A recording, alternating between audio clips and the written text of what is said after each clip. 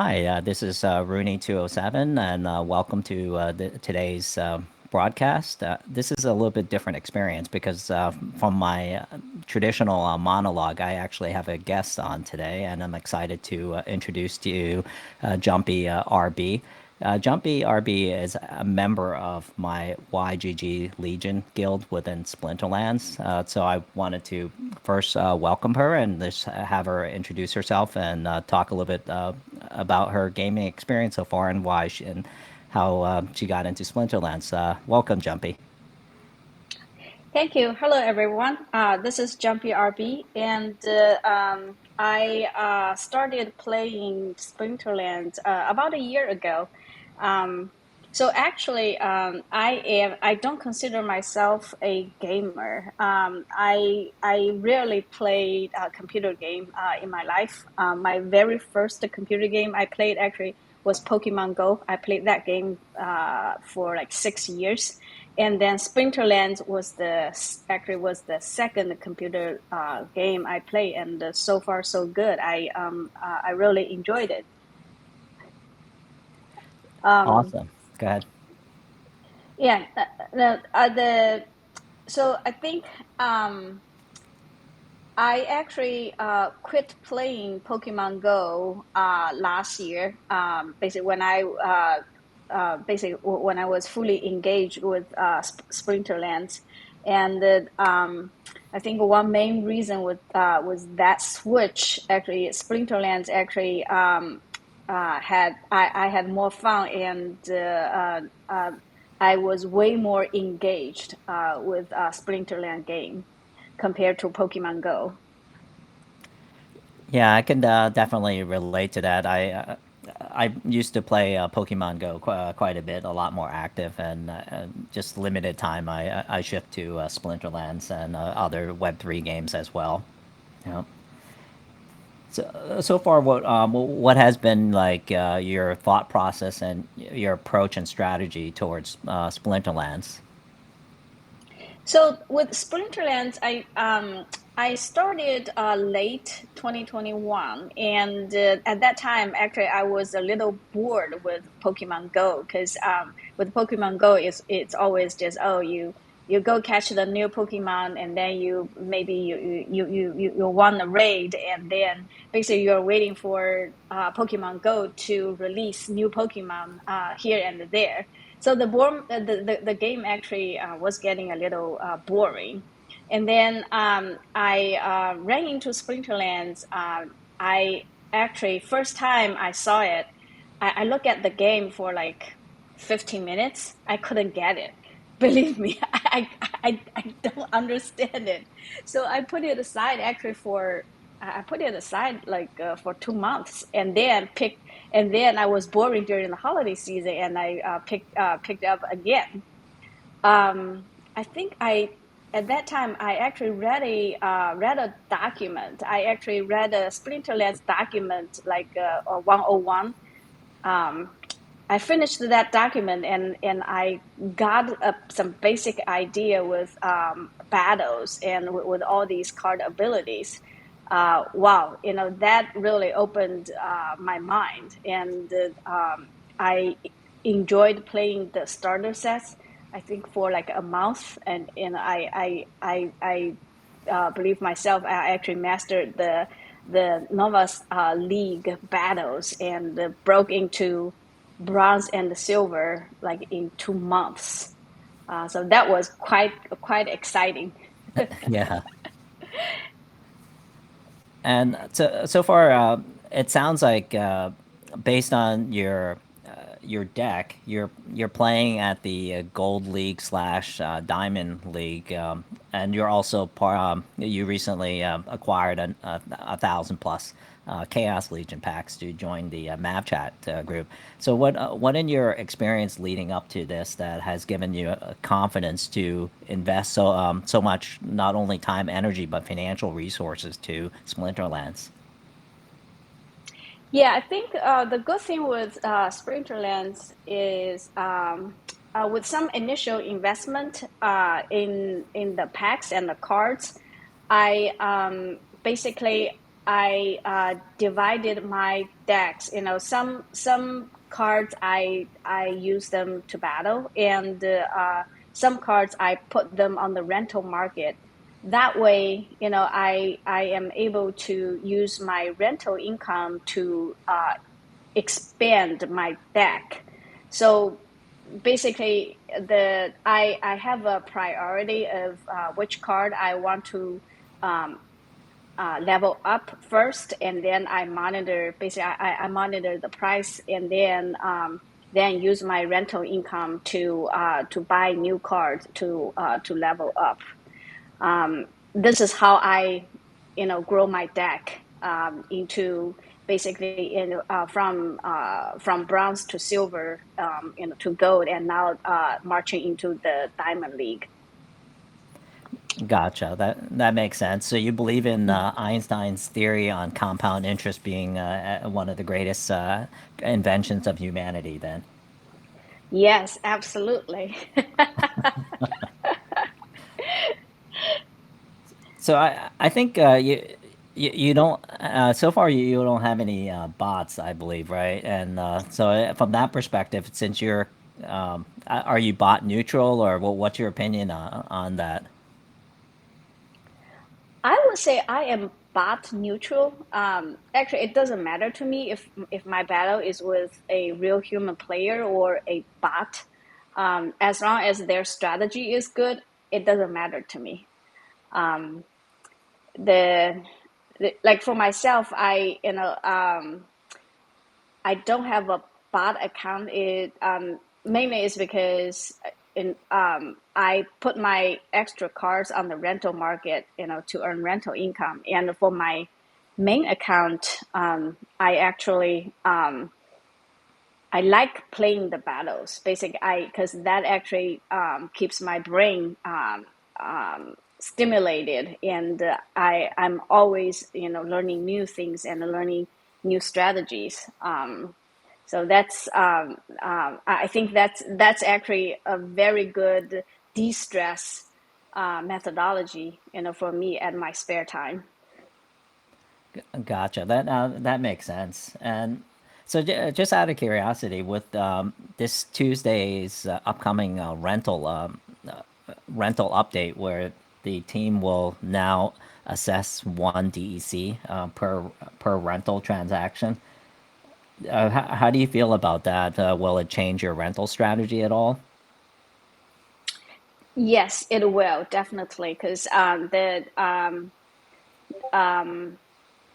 the one DEC fee for each transaction, so it's not percentage. It's not percentage wise base. It's a fixed fee. So for any card that earns low rental income, it's not worth it.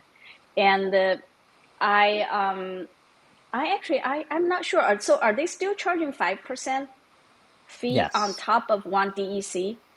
Yes, and plus the high power. Okay, I see.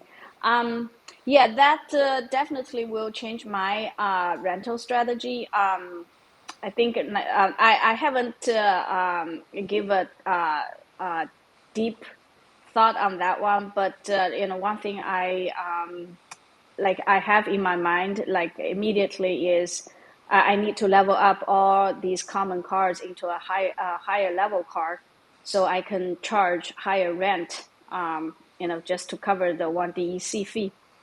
Otherwise, if the I know like like one common card, if the rent is only one DEC a day, it's not worth it. Basically, you are earning nothing, after the fee, right?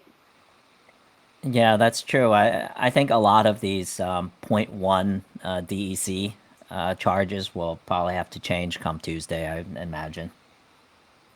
Yes, definitely. I think this actually goes along with Splinterland's message. Is they want players to level up their cards, right? That is Splinterland's message for a long time. Yeah, I believe so, and I believe this Tuesday change will reflect that push for Yep. sure. Yes. So, in terms of like the guild experience so far, I think you've joined a few guilds so far in your tenure here with playing Splinterlands. What has been your experience and your learning, and kind of going forward? What do you anticipate? So I really like YGG. This guild that I'm in right now. All the players are very friendly. They encourage everyone to play and give also give a very good comments and feedbacks on the strategy. Um, I think the only thing that it's not for the guild, but it's for Sprinterlands. Is the only thing is the Gladius pack. I so far I have been buying the Gladius packs with the merits I earned from the browse, but I don't have that good luck to get gold cards, and it is like a lottery ticket, you know. Uh, um, Otherwise, the the browse the I think the strategy is very similar to the regular battles, but it definitely has some difference there, and the because the Gladius cards, these cards are so bound. You can rent, you cannot rent, you cannot buy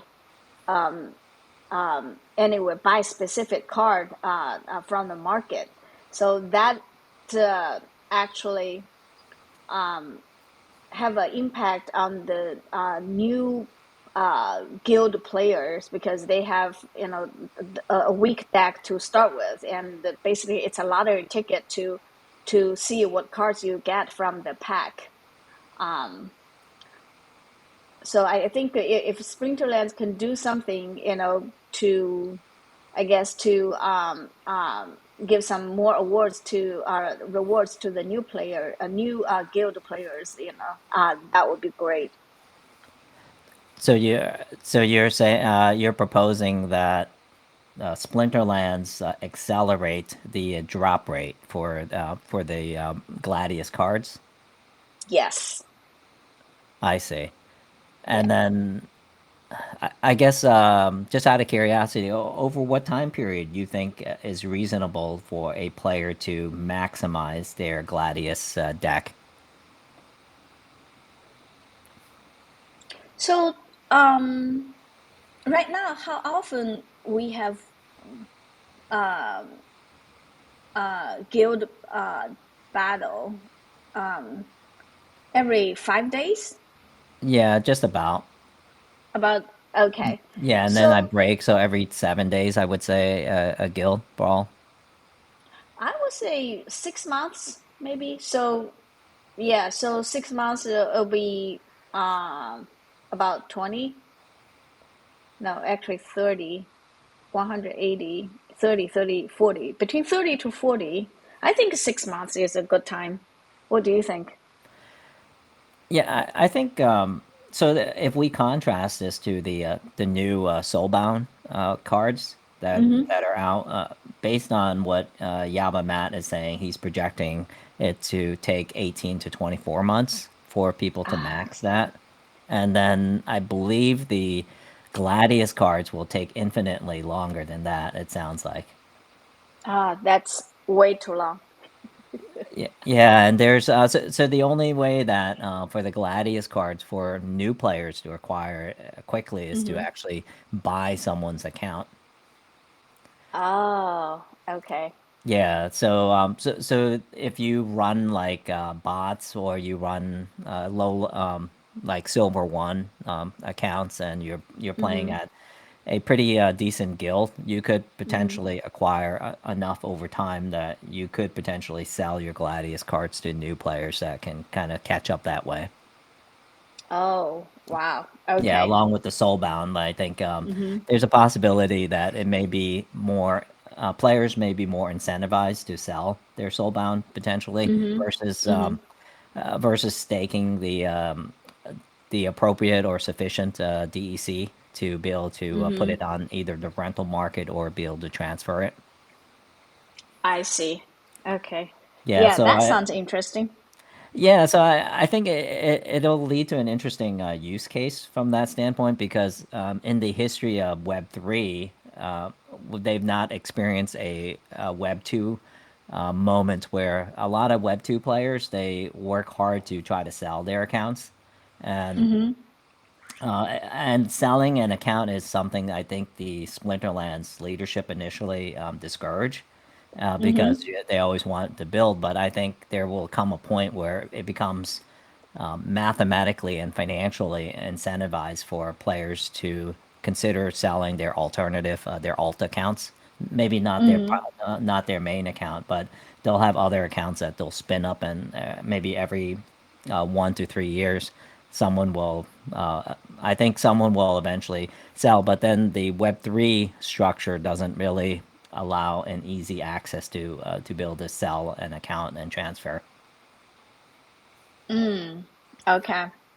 Yeah, so I don't know how the team and will handle that the account sale perspective, and it'll have to be like the third party. I'm not sure, but there should be a easier access. I'm hoping that later they'll integrate that into the Web3 economy. Yeah, definitely. Yep. Yeah, because I think what may lead to it is if you look at like Splinterlands, and I don't know if you thought about it from this perspective. As Splinterlands, from a business model standpoint, essentially you stand up like a, C corporation in real life, and then you put in money, or a group of investors you put in money, and then you buy the Splinterlands assets, and then you kind of grow and build that. So I don't know your thoughts around that. If it's possible for Splinterlands to be a from a business model standpoint. Yeah, that is a very interesting point. I just started thinking about that a few months ago. The like this year. So looking at the Splinterland assets, right? So right now the looks like for most of the players, the majority of the assets are cards. Um, and now with land coming out in I think in about a month or two, so the land will be the um, a new asset type. We have Rooney, so that's essentially a card and a NFT, right? Yep. Um, so what I what I can definitely what I think one thing definitely can operate is you earn basically you earn rent from your cards, right? And it looks like for the land project, looks like you can use land and gear team up with your cards and basically team up with cards, and then you can generate um, some income from land and staking your cards there. So I'm very interested into that piece, but Sprinterlands has not given many details on what type of output the land will generate at this point. Um, Yeah, and I think one of the things that I like most, I'm excited most about the land is that mm-hmm, in the traditional Web2 world, and even in the Splinterlands world, we rely on the company themselves to actually provide us the cards, right? The actual the items. But here within land, we use an idea around resource management, And through the resource management mechanism, we can actually Mm-hmm. produce cards. So we can become like a card manufacturer ourselves. Oh, wow. Okay. That's very Yeah, so interesting. Yeah. yeah, so I'm very fascinated about that because I think the one thing I really love about the Splinterlands economy and their ecosystem is that the Steam Monster company shares with us the resources and the potential gains that they have, so they don't necessarily capture all the profit or the revenue side of the Mm-hmm. house. So they do share, and like one of the ways they share is through SPS. So if you hold SPS, one of the benefits is that you get GLX, and then you get the GLG token, and then you get vouchers along with that. So you get additional assets, and so I don't know what are your thoughts around SPS, especially now it's under 3 cents and things like that long term. Um, I have confidence on SPS and Splinterlands company. Especially the Splinterland leaders, the two founders. I enjoy their town hall meeting actually a lot. I think they are very transparent and straightforward. Um, with their company's direction and the overall the overall roadmap of the game. Um, I think with as long as Splinterlands, I think they um, calculate I would say the resources and the liquidity carefully. I believe SPS will bounce back. Um, it will the value will appreciate. And how do you like the fact that over time by holding SPS you can get other tokens that the team Steam Monster creates? Oh yes, I love it. Like I actually I'm holding SPS, and meanwhile actually I'm getting their new Genesis League token. By staking SPS there. Yeah, I love So it. do you, I think that's probably one of the ways the company gives back to the players, who have confidence on them. yep. Yeah, I agree. And then they'll so over time, the community and the player base can continue to get residual income on just by holding these tokens and things like that. Yeah. Yeah. Yep. So how do you feel about I guess let's say like you think long term a Web3 gaming economy that holds like a token like SPS can from a dividend perspective can produce a higher dividend return or a better or you would consider like using that to hold it compared to the traditional Nasdaq or the New York Stock Exchange or traditional Web2 public companies dividends. That is a very interesting point. I'm still new to the Web3 game, so basically I'm still learning and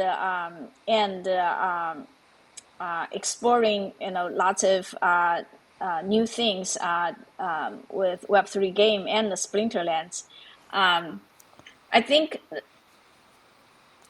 um, I I think with like a staking SPS, holding Splinterland cards, and the lands coming out very soon, it is a new type of assets.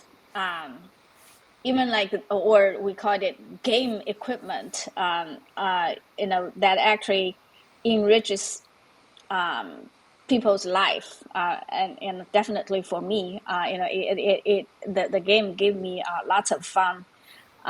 So I believe it's worth it. Basically, it's worth the investment and the time, playing this game, and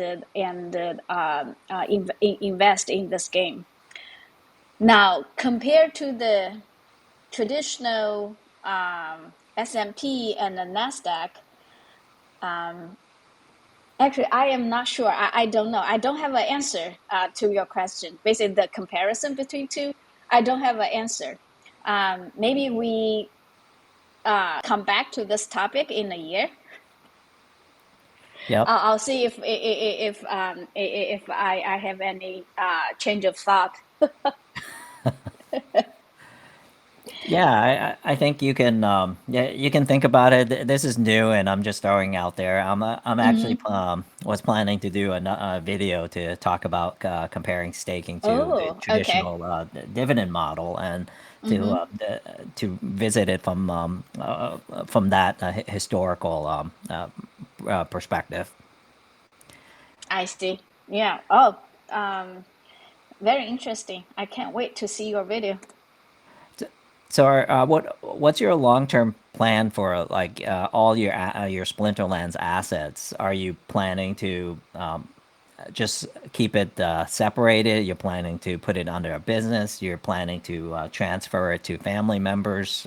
What's your kind of long term? Or are you planning to eventually, at the end of the SPS airdrop cycle, I think 4.5 years left, are you planning to just stop playing?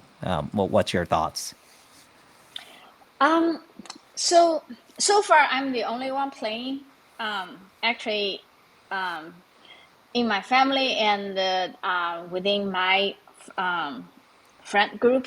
Um, so I think for I'm thinking about like for the next 2 years, I will be playing because I think my goal is to play to the champion league, at least get onto that league. Then we'll say, okay, I achieved the highest league, right? And then still have some other areas that I haven't tried yet, like a tournament. That's one. And what I actually what I'm most interested in actually is the land project. It just like from the limited information they shared, the Splinterlands shared, it sounds like land can do lots of things, and it's a total game changer. Um, it to me is like Splinterlands, this game and the ecosystem, with other games, the tower defense and the Genesis League game will actually keep me busy. It's almost like a second job for me. Well, job is a boring word, it's my hobby. Let's put it this way. Everyone has a hobby, right? Some people like playing. Some people like audio equipment. They keep buying this speaker, that amplifier. So I would say right now it's like a Splinterland game is my hobby. So, with that in mind, you're okay if you lose money in the short term. Um, Yes, because I see Sprinterlands basically gives me, like at this time, if I treat it as a game, right? So it has the entertainment value for me. It's like you spend $20, go buy a movie ticket. You go to the movie theater. You go to the theater. You watch the movie, 2 hours gone, right? Yep. But you enjoy the time there, you enjoy the movie, hopefully, and you spend 2 hours there, you enjoyed it. So that's the entertainment value of your $20. So potentially you would maybe give a higher intangible value to Splinterland's assets and the game itself, because you view the fun, the entertainment, and what you received far exceeds the actual potential loss or the risk. Yes. Um, Compared to the $20 movie ticket, definitely. Yep, I understand. One of the exercise, if you're interested in it, is I like to look at how how other players within our community rate the game itself. And so, what I wanted to do, if you have time and you're good with it, I'd like to just kind of walk you through some of the topics here. And so one, and this is just so from your response, because you're a U.S. Resident, right? Mm-hmm. So here, I'll ask, and it's basically a rating of 1 to 10 for each of these categories. So, like to kick off, one of the rating is that the founders of the company. Mm-hmm. Like your impression, what would you give Aggie and Matt, the the original founders of Splinterlands? So being 10 is the highest. Yes. Um, okay. I I will give a 8. Any particular thoughts or comments around that? Um, I Aggie, I've been to Sprinterland's town hall meeting quite a bit, and I think Aggie and Matt and other actually and the Aggie and Matt, I forgot, they have two founders or three founders. I think we know of four so Oh, far. okay. We know of Dennis, their chief operating officer, the chaos control one, and then we Ali, who is the signature behind the SPS DAO that's I see. based in Okay. Singapore, the BFF guy. I see. Okay. Yeah, I like their town hall meetings because like not so often you see, a company's CEO on the on the company's town hall meeting with hundreds of players, basically customers, right? Have like a real time interaction. And Aggie and Matt, they're straightforward and they're transparent. So that's one thing that I like about the funders. Yep, that makes sense. And then, with that in mind, the folks that report directly into the founders on their leadership team, how would you rate that on a scale of 1 to 10? Their leadership team. I'll give. Actually, I think I have 7 now. I I didn't give a 8 or 9. Is actually I found their town hall summary actually um, gives less and less details. So of the town hall meeting, basically it's like their town hall their town hall summary posted on Peak D is getting shorter and shorter without uh, very important details. That is not helpful for for some players who basically who don't have time listen to the town hall real time. I sometimes the town hall is during the day that I can I just don't have time to listen to the real time the live conversation, and I try to find some details from the PICD article. No, that it used to be there when I started, but recently, probably in the past 6 months, it doesn't have any detail at all. Yeah, I believe they used to pay a lady to do the summary, and then now they stopped Mm, after the budget cut, I believe. Yeah, I remember there was a change of there was a change of the town hall meeting facilitator, and then that new person actually it's just like a put out the PowerPoint Yes. on PT. It's Yeah. like that doesn't help at all. Yeah. What about the quality of their board of directors? Actually, I don't have much knowledge of their board members. Yeah, Do so you? far Yeah. I've only know of four, which is they are Aggie, Dennis, Matt, and Allie. Oh, I don't know if they have any other ones. So hopefully over time we'll learn more. But yeah, I think that's as comfortable or as far as mm, Aggie shared, at least to my knowledge. Maybe other community members are who interact with them more or closer. Yeah, they're I more see. aware. Do they post their board members on their website? Not to my knowledge, but I also haven't dug around either. I see. Then I'll give a six because it's not transparent. So you got it. Yep. What about their community engagement? Oh, 10. They do a good job. Yeah, and Yeah. the fun Hmm. and enjoyment level Um. of the game. Yeah. I give 9.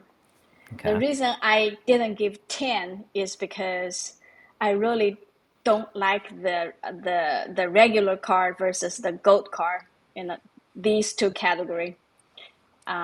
It's I would rather they come out with new cards versus put one card one is the regular card, and then basically the same card you have two versions. One is regular and one is gold. I think that just complicates the game, and it's it's quite a bit learning curve for the new player.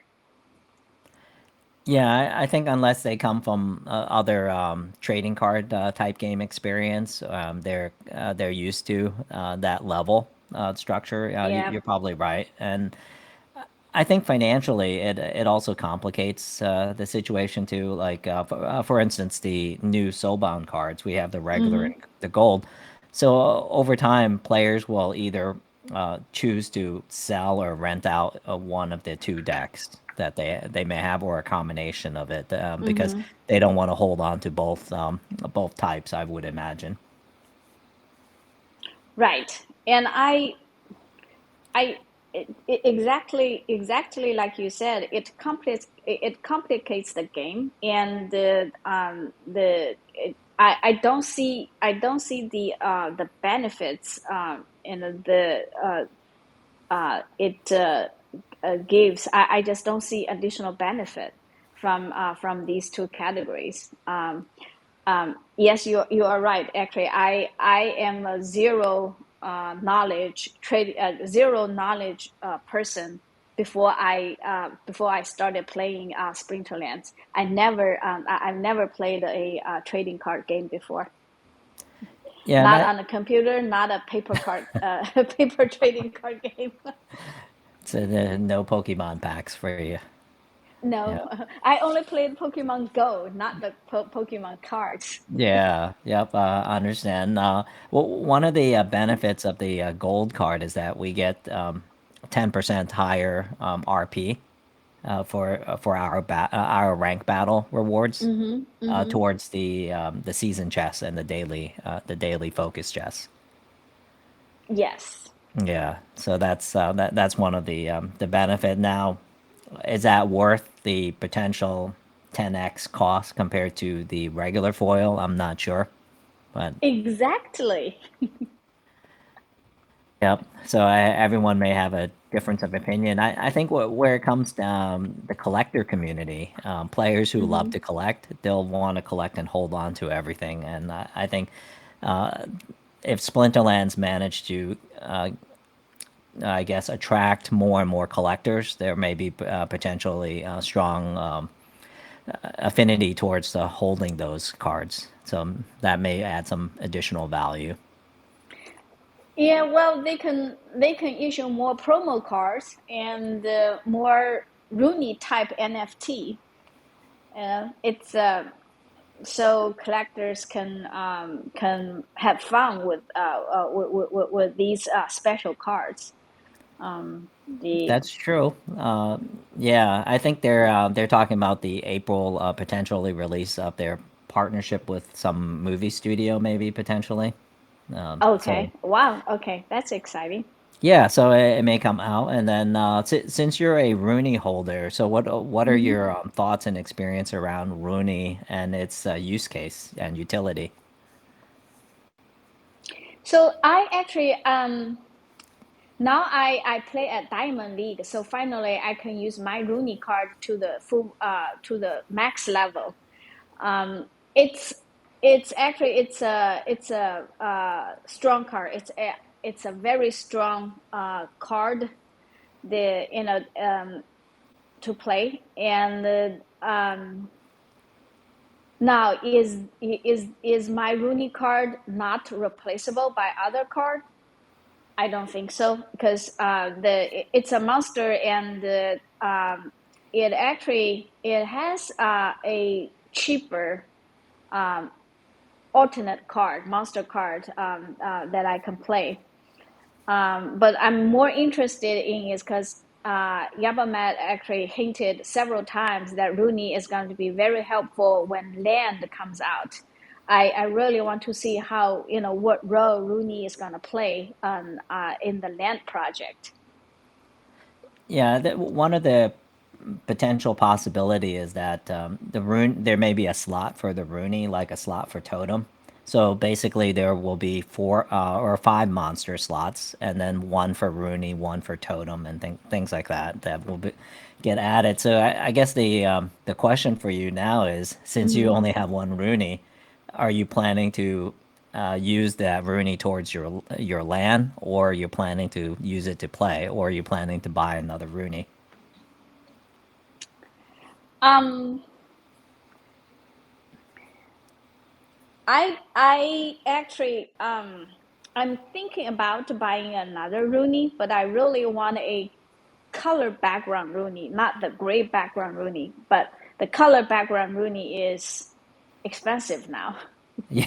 So so I'm basically I'm waiting. It's like my second Rooney. I am picky at how that Rooney the look of the Rooney. Basically, I want the Rooney that I really like its look, right? But I haven't seen one yet, so I'm still waiting for my perfect Rooney to show up.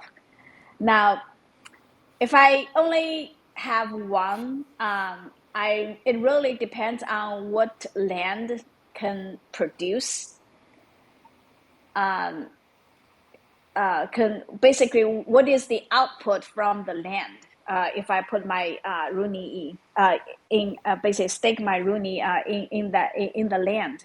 If the output is valuable, is very valuable, then I'll just I will put my Rooney in the land because, like I said, Rooney is a very strong card, but it's not.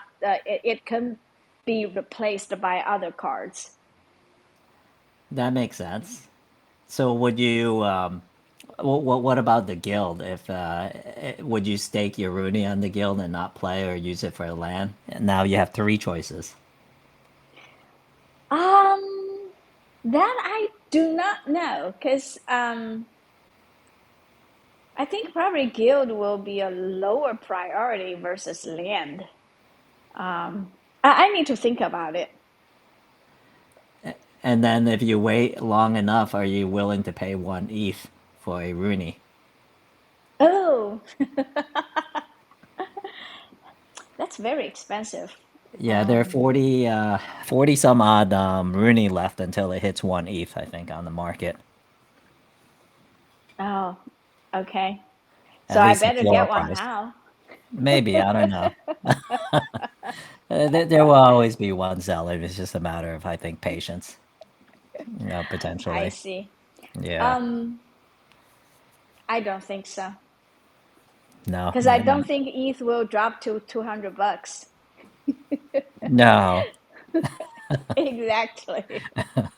Yeah, if anything, it's a little bit deflationary at the moment. I think last month was the highest revenue for the Ethereum network. Oh, Yeah, wow. yeah. Yeah. So And we'll see. yeah.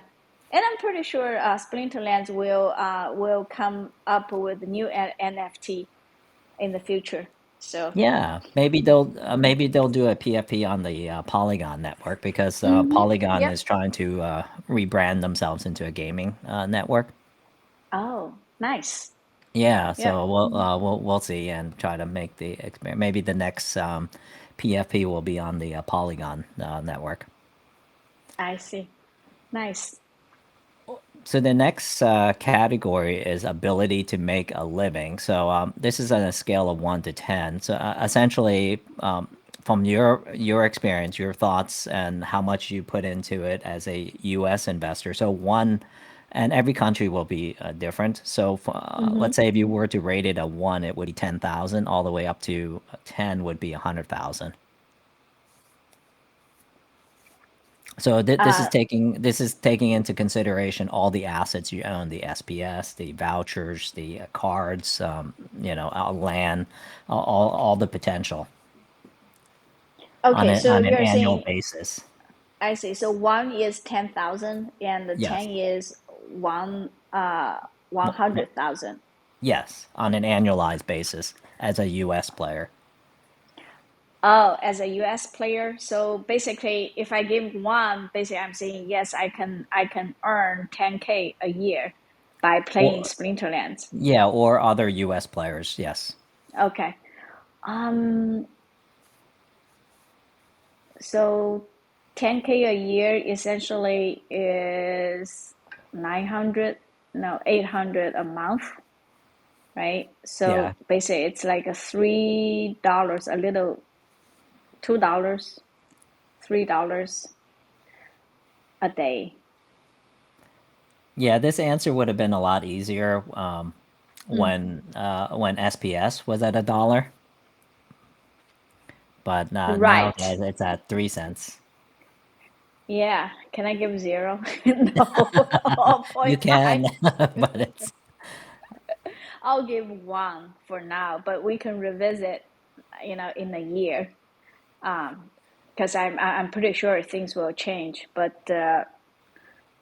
in US, by playing Splinterlands, well, when you say playing, right? So it playing, investing, all your assets in total in aggregate. Can you make 10,000?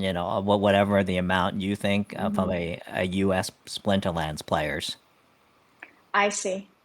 I I'll give one for now.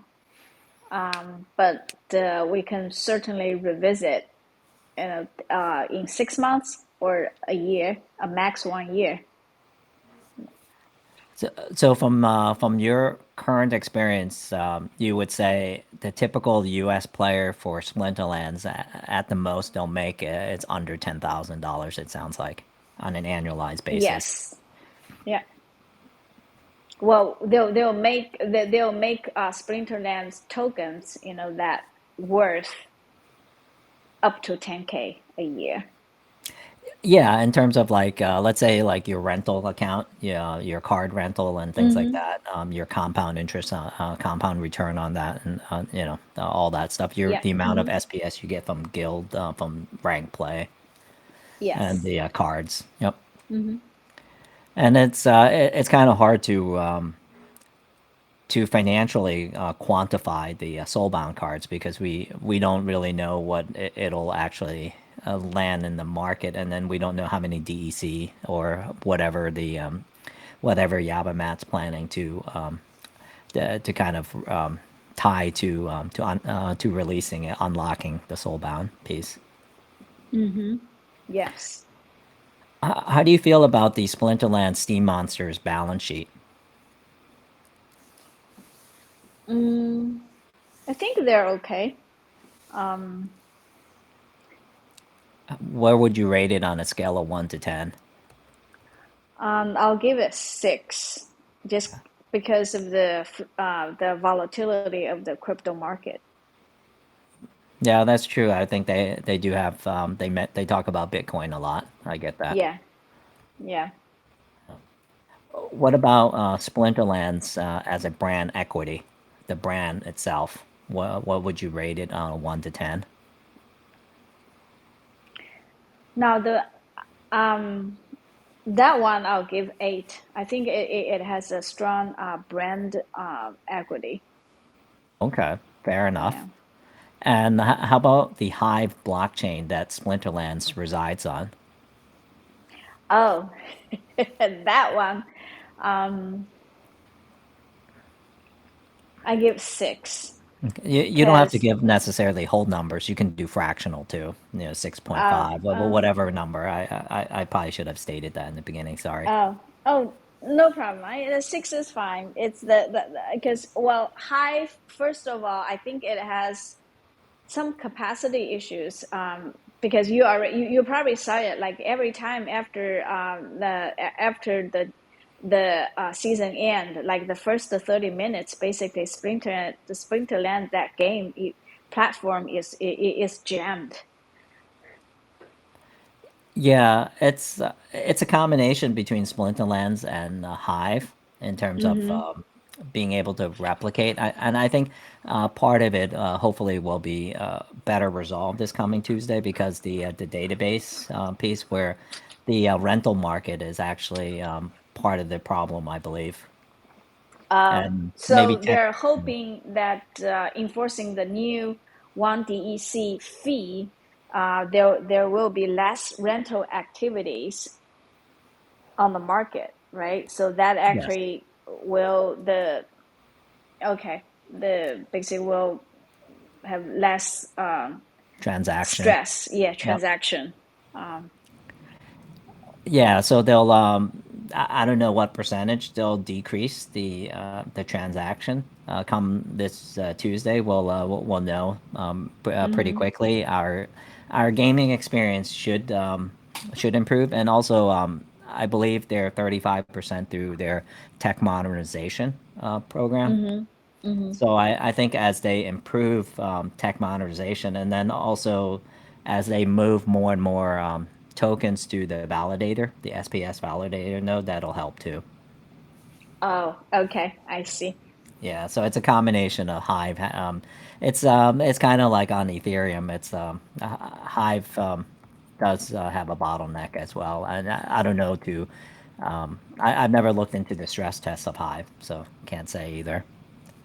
Mm, okay. How do you Mm. feel about the SPS DAO so far? I think it's doing better and better. And I one thing I really want to see they finalize is to let the community member stand up a proposal. Um, um, so right now right now all the proposals are from Splinterlands, right? But in I think in theory, as long as you are a community member, you should be able to somehow put out a proposal, Yeah, and right? I believe there's about 6 to 8 proposals that have come from the community so far, and the nice thing is everyone pays the 100,000 DEC. Oh, okay. Yeah, that's cool. That's great. I like it. Actually, Splinter SPS DAO is the very first DAO that I see, in operation. So basically, every proposal they put it out there, and then the members, either agree or basically accept or decline. It's pretty fun to look at the how the bar moves every day. um, yeah, and of course, people, the members have disagreements, and But so far, I think the majority of the community members, they love the game, and they only want the good thing happen to the game platform. Um, Yeah, definitely. I agree. I think for the most part, players and the community want the what's best interest of the overall long-term benefit. yes. Yep. No. Yeah. So what would you rate the SPS DAO on a scale of 1 to 10? I'll give it 8. Okay. And this one we touched on earlier. What are your thoughts on a scale of 1 to 10, Splinterlands being a business, potentially as a business? I will give it a 7 for now. I see the potential that actually it actually becomes a business in full operation. But like for me, I think it's still in the early stage. But I will give it more thoughts in the future. Um, Yeah, and this is, I think it's brand new, and it's something I'm probably probing maybe too early in the conversation. So I think as we do more and more of these conversations with various members of the community, so hopefully we'll kind of arrive at an mhm. average number, and more ideas and more consensus will result from it. The last category, it's the intangibles, kind of like all financial statements of a company. You have the intangibles. So, Mhm. how would you rate on a scale of 1 to 10 on Splinterlands their intangibles? Mm, I'll give it 8.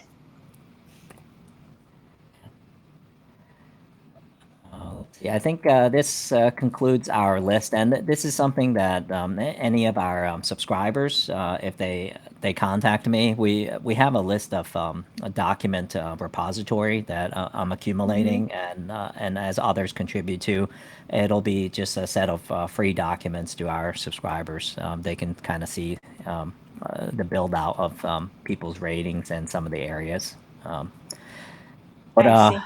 yeah, so and as you kind of think about this, you can kind of provide us more feedback as well, and we'll continue to make improvements into this area. Sure. Yep. Yeah. Let's see. Any thoughts so far? As we're, I think I don't know if you have any other particular topic you wanted to touch on as we approach the 1 hour mark. I think with Splinterlands, and we pretty much talked about everything actually uh, in the rise. The I think what I my number one interest right now, actually, I just can't wait to see what land the project is gonna give us. Um, I have a feeling this one is gonna be a game changer, and how government defines the output of the land, it's gonna be very interesting, um, and hopefully on the good side. So with that in mind, are you planning to be part of the spectator lottery community where you go and you open up the deeds to your land? Or you're gonna wait, you're gonna buy, or what's your land strategy, at least based on the initial information you're aware of? I don't have good luck with the lottery ticket, so I'm gonna wait and until everyone opens up their land piece, and I will grab one and build myself. So that's one thing. As I love that they actually came out. They're gonna give a starter package, so saves me a bunch of time. So are you gonna partake in some of the starter land starter packs? No, the so the I what I plan to do is buy a piece of land from the market with nothing there, And then Splinterlands offers a land starter package. Basically, this is all you need to grow, I think, to grow things in your land with 10,000 DEC. Yes. Yeah. Yeah, the DECB. Yep. Yeah. So is that, but you can buy that starter package with DEC, right? Or vouchers. Vouchers may be the best deal. Oh, okay, great. Yeah, I'm saving all my vouchers. Yeah, so you can look into that. There's a Mm-hmm. limit on, at least in the current run, current iteration. There's a limit on how many DECB is available. Oh, okay. Yeah, so I see. once the supply runs out, that's it, I guess, until the next community vote. I see. Yeah. Okay. So Yeah. Mm. any thoughts, opinions on the secret of Pretoria? Their thing that Matt's been talking about and people guessing. Any guess? Mm, no. I don't either. I think he just mentioned it's supposed to be something really cool. So we'll just have to Under wait. actually, I missed that conversation. Under what context? It's going to be a competition. So within the where the regions are within split on the map, each region's going to compete against each other, and whoever kind of reaches or gets to the secret, the unveiling of the secret Pretoria, they'll get a reward for it. And then this, I think, also leads to a couple of gamification competitiveness where you can potentially stake unlimited cards on your my guess is combinations of certain land structures or deeds or keeps or castles. I'm not sure how he's gonna, and I guess we're gonna have to wait for the white paper that'll come out. But I think that's kind of what we know about it so far. Oh, I see. Okay. Yeah, let's see.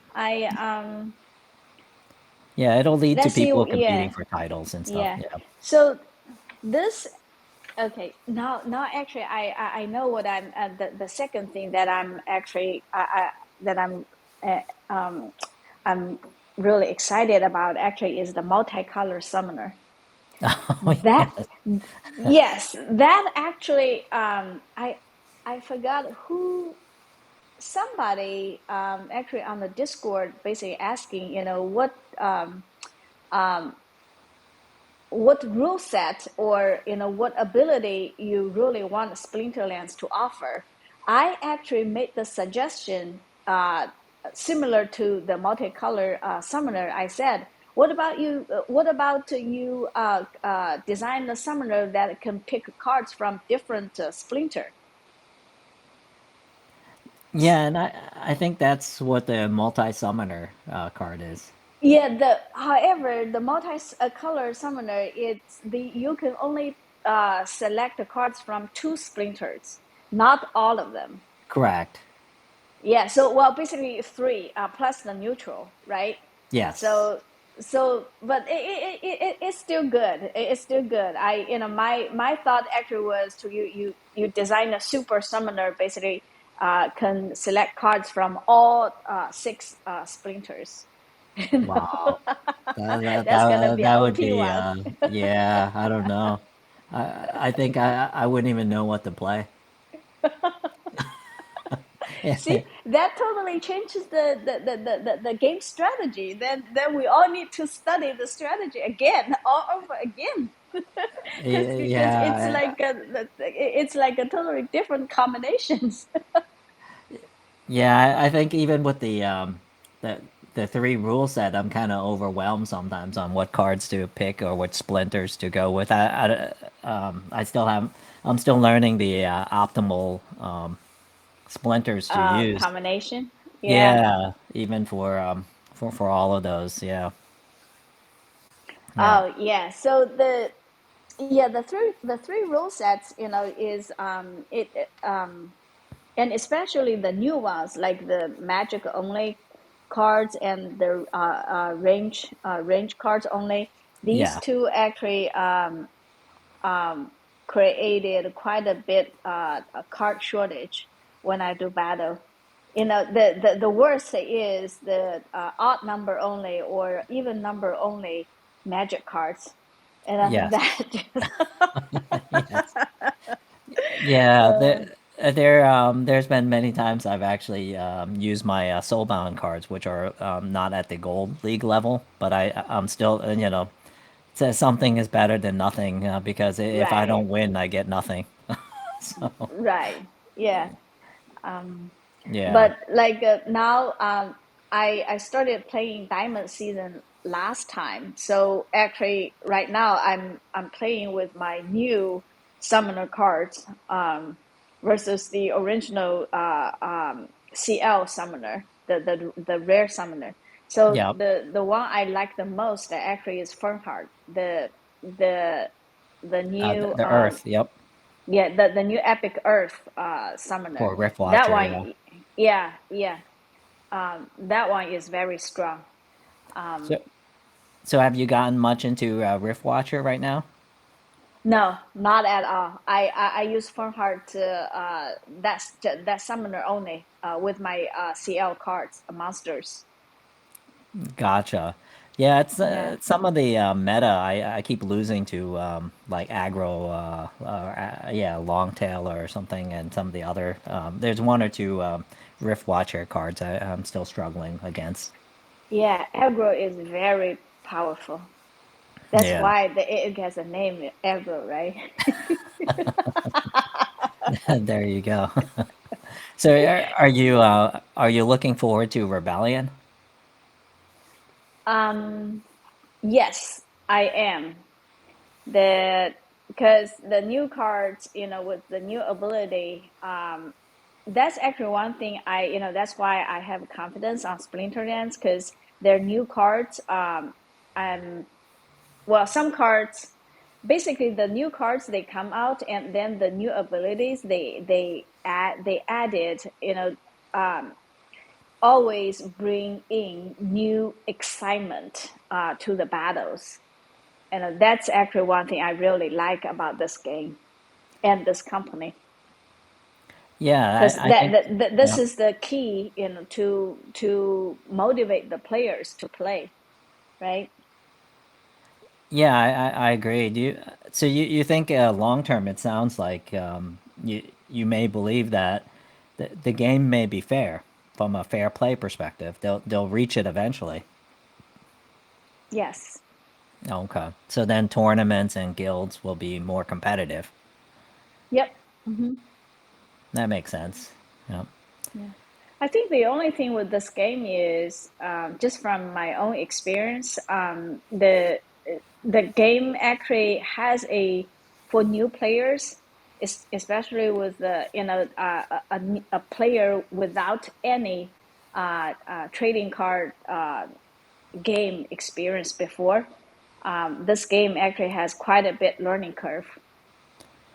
Yeah, and on top of that, you had crypto and Yep. yep, the the friction crypt piece. Yeah, Yeah. the crypto, the wallet, the Hive exchange, and learning the battle rules, the cards, the abilities. It's quite a bit learning curve. um, that may be a hurdle to attract more new players, because it it people get frustrated, right? It's like Yep. compared to Pokemon Go. If you want me to rate the new player experience, Pokemon Go is like a 9.5, and the Splinterlands probably is maybe 4 or 5. Maybe you didn't get the make three consecutive excellent throw.